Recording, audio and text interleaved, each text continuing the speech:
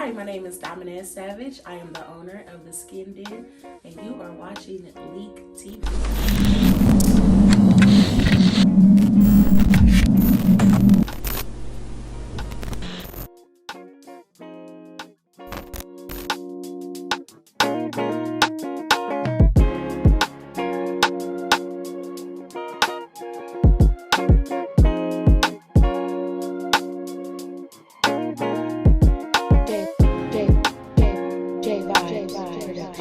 Like the sound out. Oh, okay.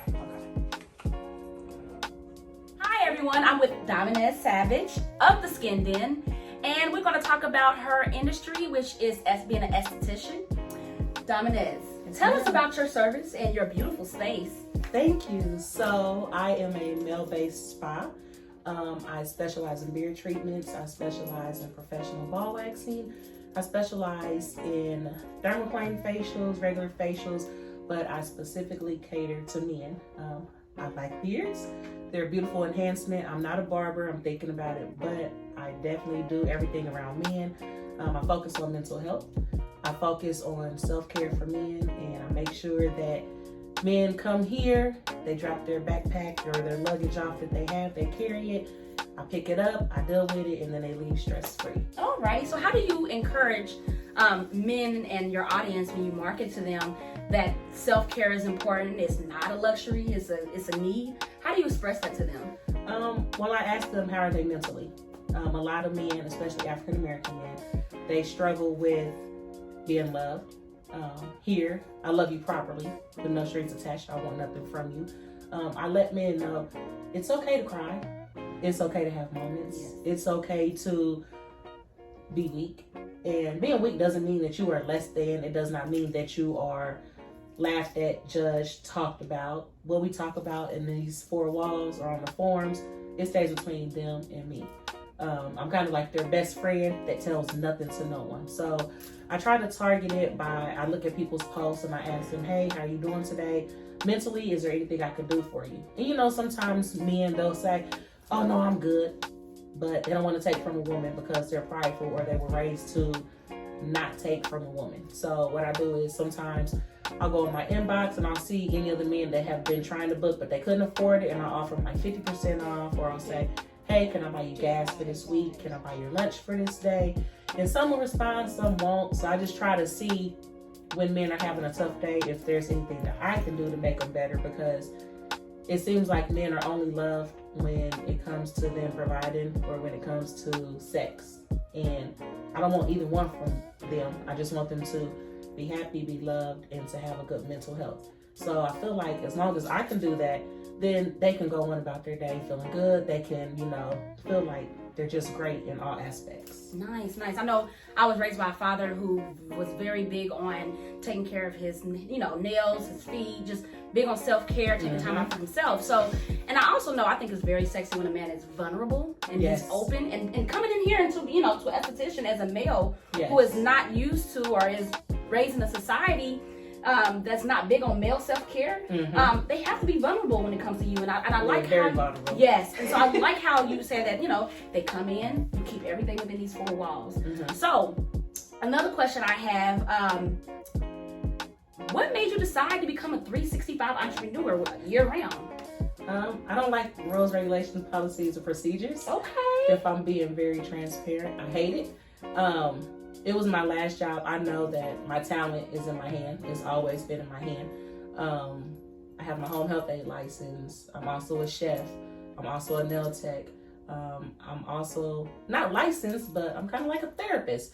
I listen. People hear it, but I listen. So I feel like if I could put all of this together, and I know I'm great at nurturing, and I also know that my love language is touch. And I know that sometimes people just need a hug. So why not tie all of this together and stop working for others and push myself as hard as I can? And honestly, I was already doing beard stuff, but it was like, oh, okay, you do beard stuff, but what more do you do? And when people are asking, do you do anything else? I'm like, no, just beard products. And I'm like, oh, okay. So I'm like, dang, how can I pull people in? And when I was younger, I used to go sit at Carolyn Everybody's with Marvin Taylor for 12, 13 hours out of the day. And I would just look at him cut heads, cut beards, and I was like, that is so cool. I really want to do that. And that's when I really realized I had an infatuation with beards.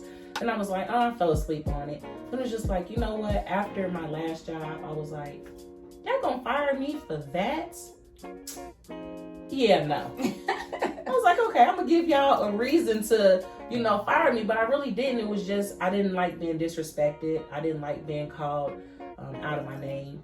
I didn't like the fact that when I had issues and I took it to someone above me, it was just like, oh, those are your people.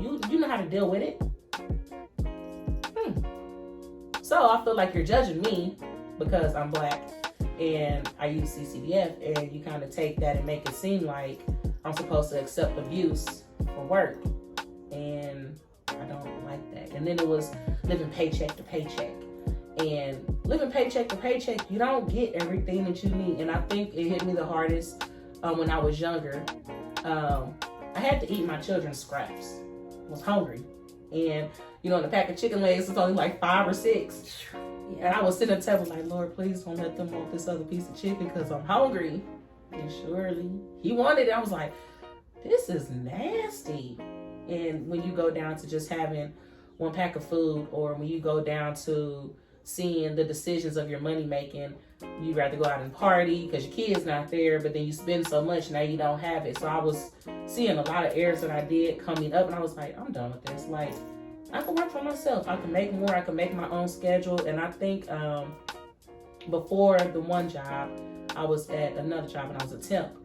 And they wanted me to stay and work during the Thanksgiving week while they went on trips with their families and got to spend time with their kids. And I'm like, so I got to sit here and get cussed out by these people, and there's no supervisor here, and we're telling the person there's no supervisor, and I'm steady saying it, and she's steady calling. Yeah, this is not for me. Not at all. No, like legally my last name is Savage. I tried not to act out on that, but they had me messed up. I didn't like it. I don't do disrespect. I don't like when people belittle me. I don't like to see people belittled or disrespected. And I felt like I was getting to a point to where I was getting ready to disrespect somebody very, very bad. I was like, I'd rather just leave. Because, karma happens, but it happens to me in 24 hours. I don't need like years. Karma's like, yeah, we about to get you right now. Yeah. Boom, your car gonna blow up. Anything. So I'm just like, I'd rather work for myself, get up when I can, take the time off with the kids, make my own schedule, have fun, go on vacations.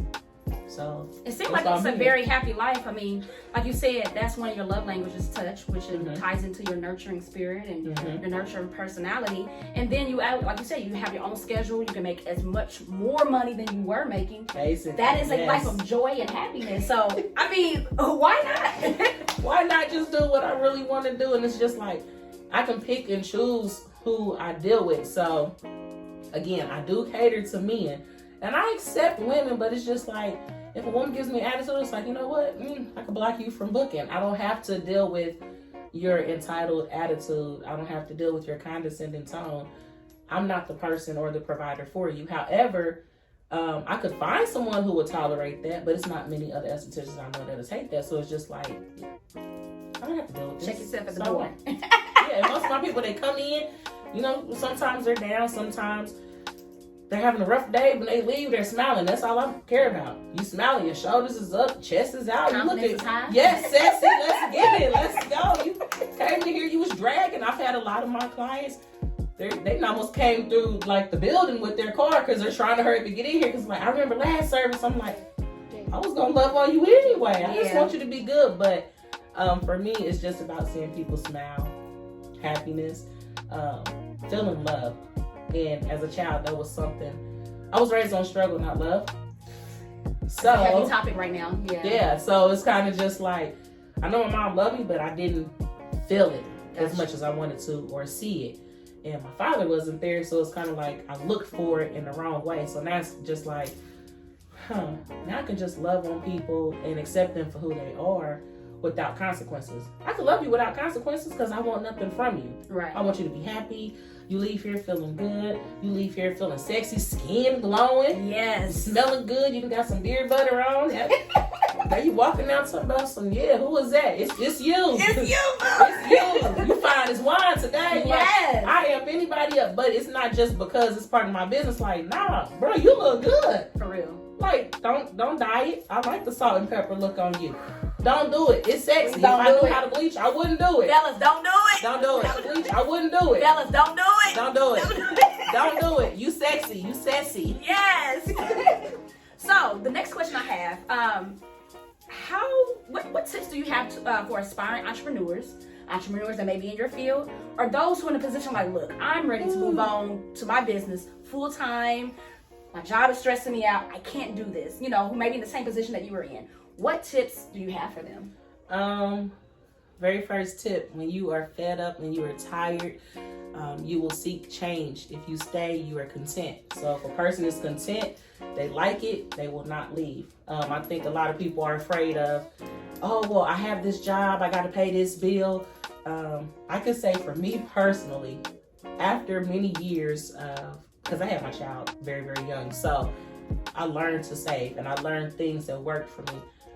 During COVID, I worked and lived off of my tax money.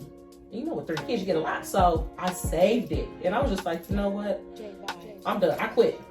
I didn't have a game plan. I just knew I needed my license. I knew what I was trying to do, and I needed a space. So I worked out of my crib for a minute. A little scary, but then I was like, I feel safe. My clients do not come off as, oh, I'm going to stalk you or anything. Like, I just did it. I didn't care what no one said. People that are triggers, I blocked them because I didn't want to hear their negativity about something that I wanted to do, and I knew I wanted to do it. I also feel like I prayed to God universe about it, and I was like, you know what? You gave me a skill. I'm sitting on it. This is how I can make money. This is how I can break the generational curse. When I say I quit my job, I didn't care about bills. I didn't care about how anything was going to get done. My cousin, if you know my cousin, she has a phrase, I can't worry about it. For the first time in my life, I said, I can't worry about it. But COVID happened, and then, you know, blessings fell in from the government, from friends. It was just like everything was happening, and I needed that time. Let it go. Do it. Don't worry about it. I tell people that because that's what worked for me. I will also say get a good support team. It could be someone you're not even expecting. For me, it was my mom at times. It was my son's father. It was my neighbors. It was my classmates. It was my mentors. It was them that helped me along the way. And it was just like, if I wanted it, I had to go. And I knew if I was going to go, I was going to go big. Because I don't like to do nothing small. I want people to know the Skin Den. Oh, I seen that. Yeah, see the billboard. Hear it on the radio. See the car. I see the Whatever car. you can do. You know what I'm saying? Yes. I wanted to do it very, very big. When I got money, I saved it. I didn't play around. I didn't wait to see what someone else was going to say. I didn't wait on approval. I put my game plan in place, and I really didn't have a game plan. I literally stopped, and then I came up with a game plan. And it was just like, well, COVID happened, so now I'm at home all day. Now I can research as much as I want to do. Yes. Now, oh, the kids are asleep. I can definitely research. Now they're sleeping we're all sleeping all day, and we're up all night. Now I can find me other stuff to do. I can go buy this and mix this and this, this and this. But I will say, be prepared to lose money, because I lost a lot of money. But it took me time to figure out what I wanted to do. I let go, I let God, and I couldn't worry about it.